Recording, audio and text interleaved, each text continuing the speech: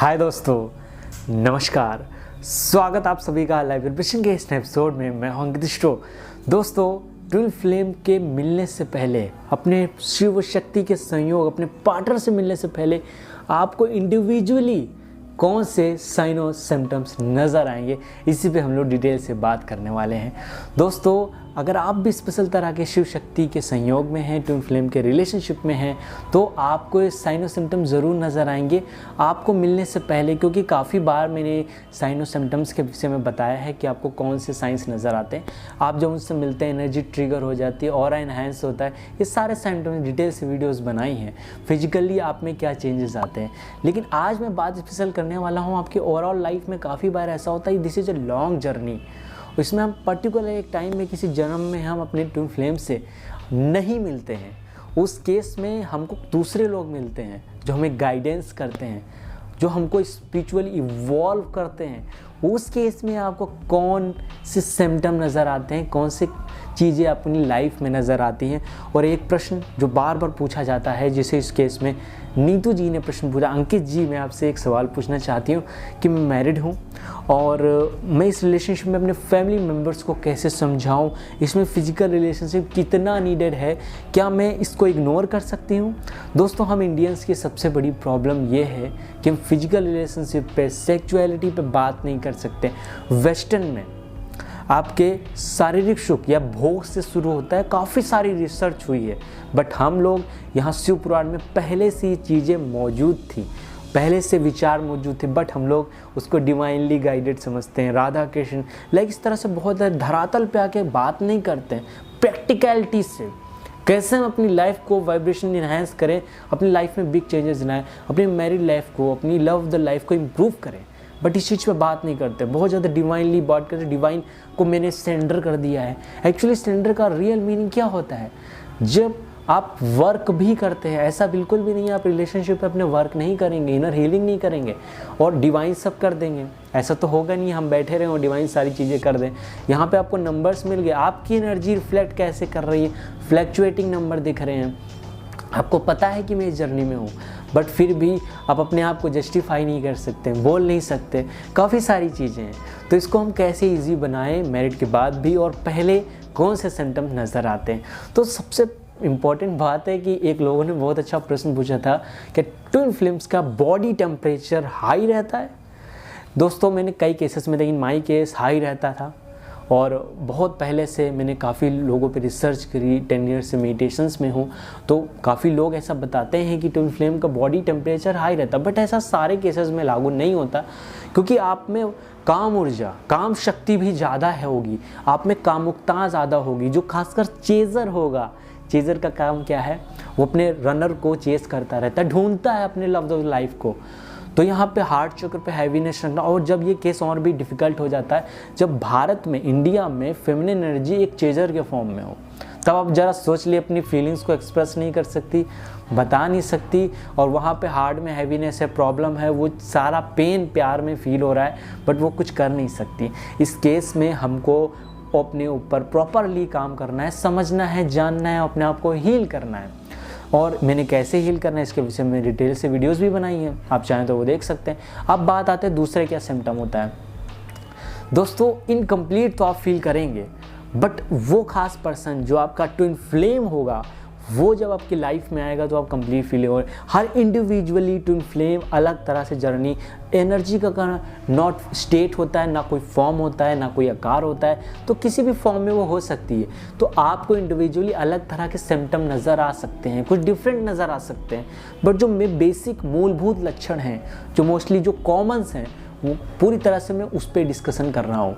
तो दूसरा है कि अपने जो इनकम्प्लीटनेस है, वो आपको अगर मैरिज हो जाती है तभी भी आपको प्यार मिलता है ना, उसमें कम लगता है आपको प्यार, वो आपको सेटिस्फेक्शन नहीं लगता, क्योंकि आपका हार्ट चक्र अपने फुल वाइब्रेशनल फॉर्म में नहीं आया। एक्टिवेशन तो हुआ, लेकिन उसका फुल हायर फ्रीक्वेंसीज पे नहीं आना। और जब तक आपकी फ्रीक्वेंसी हार्ट चक्र की हायर नहीं होगी, तब तक आप इसमें ट्रू लव नहीं महसूस कर पा रहे। अब बहुत सारा प्यार किसी को देना चाहते हैं, यू गॉड को देना चाहता है, यूनिवर्स के लिए आपके लिए प्यार है, बट आपके साथ ऐसी ऐसी चीज़ें हो रही हैं कि आप खुल नहीं पा रहे हैं। अब बता नहीं पा रहे अपने अंदर की फीलिंग्स को, अपने अंदर के प्यार को।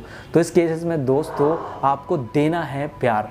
कैसे देना है? तो अपनी सारी जो फीलिंग्स हैं यूनिवर्स को दीजिए, एमिट करिए अपने फीलिंग्स को, जिससे आपको लव द लाइफ अपनी ट्विन फ्लेम मिल सके, अपनी कार्मिक बॉन्ड से आप रिलीज़ हो सके जल्दी से। दूसरा साइन और सिम्टम है, जैसे मैंने नेचर से कनेक्ट होने की बात करी है, बट यहाँ पे एक बारीक चीज़ें हैं कि जैसे हम नेचर से कनेक्ट होते हैं, बट आप अपने बारे में क्या विचार रखते हैं, कहीं ना कहीं आपकी जर्नी अप डाउन भरी रहेगी। क्योंकि मैं जब बचपन में बात किया था, बचपन वाली वीडियो में, कि आपका बचपन थोड़ा सा डिफ़िकल्ट होगा। क्यों होगा? क्योंकि आप लर्निंग के फेज़ पे है। अगर आपको दुख नहीं मिला है तो हो सकता है उस इंटेंसिटी का दुख मिलेगा, क्योंकि दुख में आत्मा परिपक्व होती है, वो सीखती है, इसीलिए वो चीज़ उस केस में बहुत ज़्यादा ज़रूरी हो जाती है। हम नेक्स्ट बात करें तो क्या साइन और सिम्टम नज़र आता है। देखिए अब हम बात करते हैं दोस्तों जिन लोगों की मैरिड हो गई है, उनको देर से पता चला है, उनको क्या करना चाहिए, फैमिली को कैसे बताना चाहिए, जो इनका सवाल है। तो सबसे इम्पोर्टेंट क्या है कि आप इस जर्नी में एक दूसरे को हील कर पाएँ, एक दूसरे की हेल्प कर पाएँ। देखिए 3 तरह के प्यार होते हैं, जो मैं थोड़ी सी स्टोरी से बताऊंगा, बहुत इंटरेस्टिंग स्टोरी है, आपको अच्छा भी लगेगा।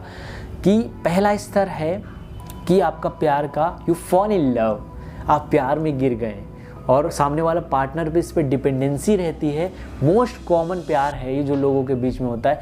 इसी प्यार का एवोल्यूशन करना है हमको इस जर्नी में। बेसिकली आत्मा के अंदर स्वतंत्र रूप से आनंद की अवस्था है उसके अंदर, जैसा कृष्ण कहते हैं, बट हमको उस हायर फॉर्म में पहुंचना है, क्योंकि हम काफ़ी बार पढ़ते चढ़ा लेते हैं अपने ऊपर। तो पढ़ते चढ़ने की वजह से, वही कार्मिक बॉन्ड चढ़ने की वजह से हम अपने आप को देख नहीं पा रहे हैं। तो वो पहले तरह का प्यार है जो फॉल इन लव। यहाँ पे एक दूसरे डिपेंडेंसी रहती है, ईगो से डिफरेंट है। अगर आपको पार्टनर नहीं मिलता तो आपको गुस्सा आती है, आपको अच्छा नहीं फील होता है, ये सारे सिम्टम। दूसरे तरह का प्यार, एक छोटी सी स्टोरी से बताऊंगा। एक लेडी को एक लोग प्रपोज करता है, उनके साथ मैरिज करना चाहता है। वो कहती हैं कि आप नदी के उस तरफ रहेंगे, मैं इस तरफ रहेंगे, जब मेरा मन होगा मिलने का तब मैं आपके पास आऊँगी, जब आपका मन होगा तो आप मेरे पास आइएगा।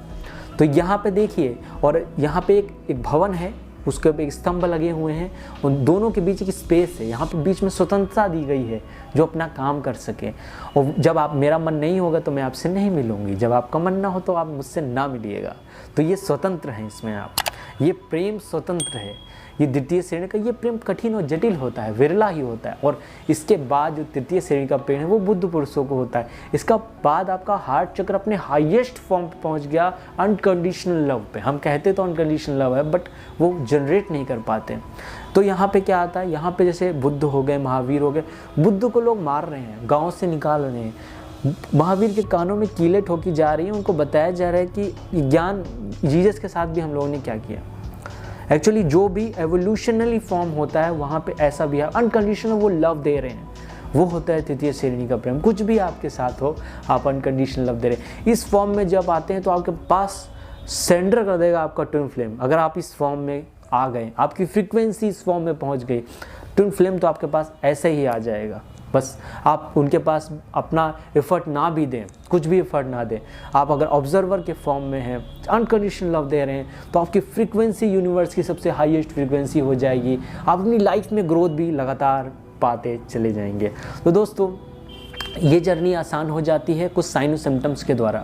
अगर आपको ये सारी चीज़ें महसूस हो रही तो आप भी अपने लाइफ को काफ़ी हील कर सकते हैं, अपनी लाइफ को इम्प्रूव कर सकते हैं। पहले तो आप हॉरोस्कोप से देखिए, मुझे बुध पे काम करना है, शुक्र पे काम करना है, मरकरी पे, सैटर्न पे, मुझे किस ग्रहों पे काम करना है, किस चक्र पे काम करना है, प्रॉपरली उस पर वर्क करिए, इनर हीलिंग प्रॉपरली करिए और मेडिटेशन लगातार करिए। अगर आपको ये फॉर्म एवोल्यूशन आपका होगा, वाइब्रेशन राइज करेगी, तो बहुत ही जल्द आप रियूनियन में भी आ जाएंगे। आपके बीच अगर आप अभी तक अपने ट्विन फ्लेम से नहीं मिले हैं बट आप फील करते हैं कि मैं इस जर्नी में हूँ, तो मोस्ट प्रोबेबली आप हो इस जर्नी में। क्योंकि काफ़ी बार हम अगर फील कर रहे हैं, अगर बहुत बड़ा कोई इल्यूजन दोष नहीं है कुंडली में, तो हमको काफ़ी बार ये जर्नी में हम होते हैं, लेकिन हम अपने पार्टनर से नहीं मिल पाते हैं, सोलमेट से मिलते हैं, कार्मिक से ट्रिगर पाते हैं।